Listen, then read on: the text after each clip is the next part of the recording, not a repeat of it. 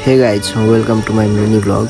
आज चाहिँ हामी तीनजना भएर बजारतिर हामी चाहिँ केही सामान लिन जाँदैछौँ। यस्तो घाममा चाहिँ हामी लखर लखर डुल्दैछौँ।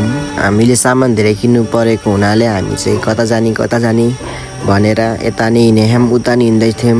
त्यसपछि चाहिँ हामी चाहिँ चाउचाउ किन्नको लागि हामी चाहिँ मिनी मार्केट छिर्यौँ। हामी चाहिँ चक्लेटहरू हेर्दै थियौँ। हामी चाहिँ चाउचाउ लिइसकेपछि पानीपुरी लिनको लागि जान्छौँ। त्यहाँबाट हामी चाहिँ पानीपुरी पसलमा आएर बसिरहेको थियौँ। पानीपुरी रेडी भएपछि हामी चाहिँ त्यहाँबाट घरतिर जान्छौँ। झोलामा र हातमा सामान लिएर हामी घरतिर लाग्यौँ। यता चाहिँ मेरो साथीहरू गेम खेल्दैछन् र अर्को दिदी चाहिँ हेरिरहनु भएको थियो र अर्को दिदीले चाहिँ ससेजहरू फ्राई गरिरहनु भएको थियो। खास कुरा के हो भन्दाखेरि यो सबै खुवाउने चाहिँ दिदीले हो। दिदी चाहिँ आजको स्पोन्सर हुनुहुन्थ्यो। दिदीले चाहिँ आँप काटेर राख्नु भएको रहेछ नुन खुर्सानी साधेर।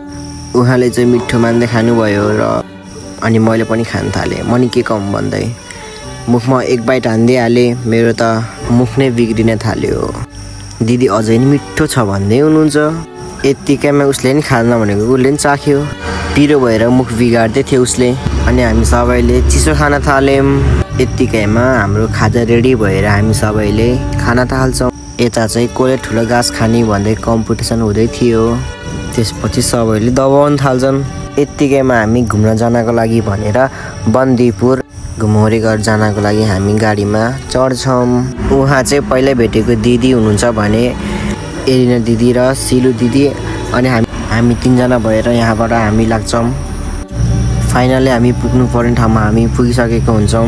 यो ठाउँ चाहिँ घुम्नको लागि निकै राम्रो छ र यहाँ चाहिँ धेरै मान्छेहरू जिपलाइन र साइक्लिङ गर्न आउँछन्। हामी चाहिँ फोटोसोटो खिचेर टिकटक बनाउनको लागि लाग्छौँ। तर ऊ भने आफ्नै तालमा छ। ऊ चाहिँ मान्छे पनि हान्छ तर अलिक कमेडी पनि कि उसले लाजै लाग्दैन कि। अनि हामीलाई त्यही डान्स दिदीले सिकाउनु भएर स्टेपहरू गरिरहेको थियौँ हामीले।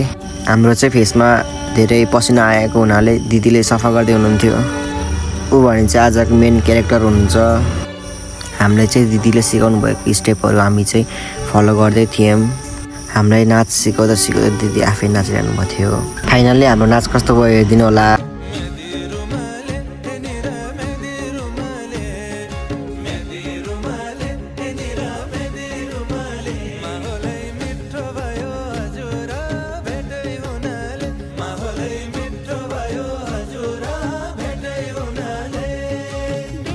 अनि त्यसपछि हामी दिदीको फोटो भिडियो बनाएर हामी चाहिँ घरतिर जानुपर्छ किनकि आज हामीलाई मौसमले नि साथ दिइरहेको थिएन। अनि हामी चाहिँ बस भेट्नको लागि दौडिरहेका छौँ। अनि हामी बस चढेर हामी घरतिर फर्किन्छौँ र आजको मिनी ब्लग यहीँ नै सकिन्छ।